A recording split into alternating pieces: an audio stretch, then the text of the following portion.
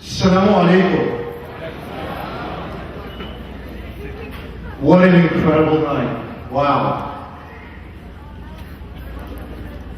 I want you guys all to give each other a round of applause. Give yourself a round of applause for what you made happen tonight. And I know, inshallah, that the night is not over, and that I know that there are more champions in this room that are going to be responsible for building this project that is going to be a beacon of light in your city. I know that there are more people here tonight. I think Sheikh Kifah let you off a little bit easy tonight. I want to thank Mass Chicago for so graciously inviting me to address this banquet this evening. Mass is a champion of social change, which knows how to identify the next generation of Muslim leaders. Mass's tarbiyah, self-development forums, are truly inspirational to me. What I witnessed in last year's annual Mass ICNA convention has left an imprint of excellence that this community has achieved. This is an incredible blessing for all of us around the country to aspire towards. 2010 was a defining moment for Muslim Americans and our nation. We are witnessing an incredible opportunity for us to take back and reclaim our narrative. This will not be easy, nor can we take it for granted. Our religious rights are guaranteed by the United States Constitution and enshrined in our First Amendment. We are Muslims and we are Americans. Our religious and constitutional rights are not negotiable, and second-class citizenship is not an option.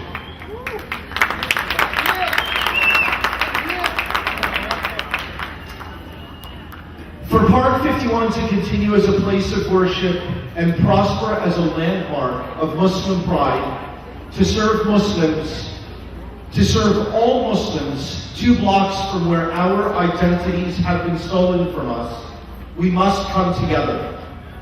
We need the strong moral and financial support of the national Muslim community.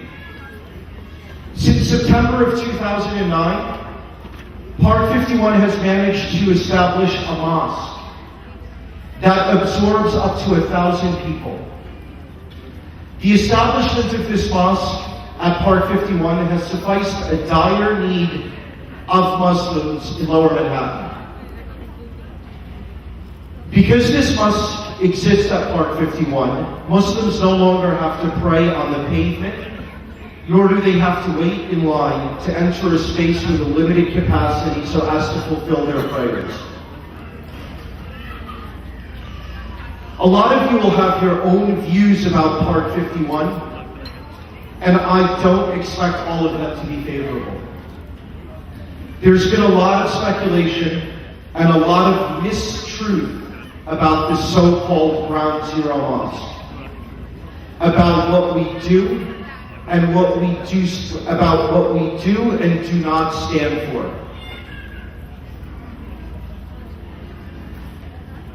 One thing we do stand for is challenging the stereotypes people have of Muslims and Islam. We want to help create a world, a better world for our next generations. One where they won't always have to be on the defensive about who they are or what they believe in, or indeed why they believe.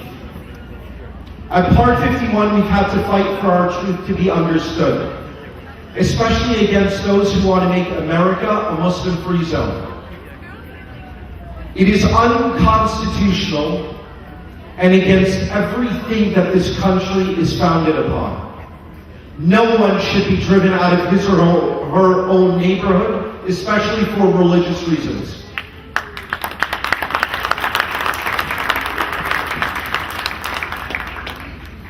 The challenge each and every one of us today, the challenge confronting each and every one of us today is the challenge of Islamophobia.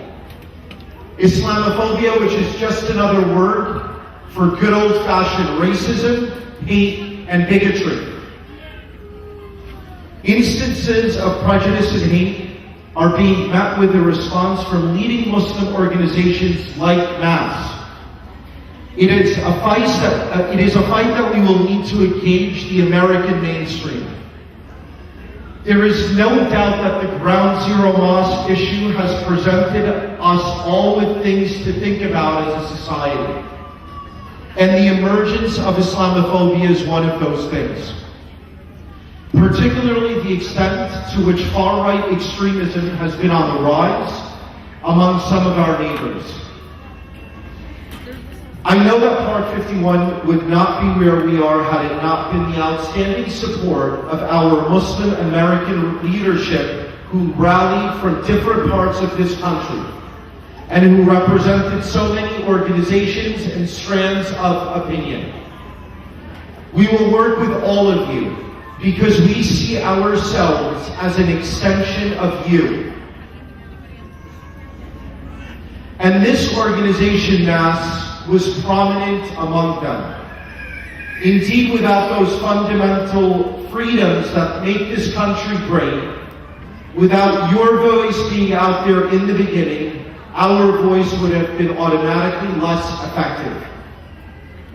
And by protecting and preserving those fundamental and universal freedoms, Muslim Americans are helping to protect and preserve the rights of others who are similarly struggling in this society.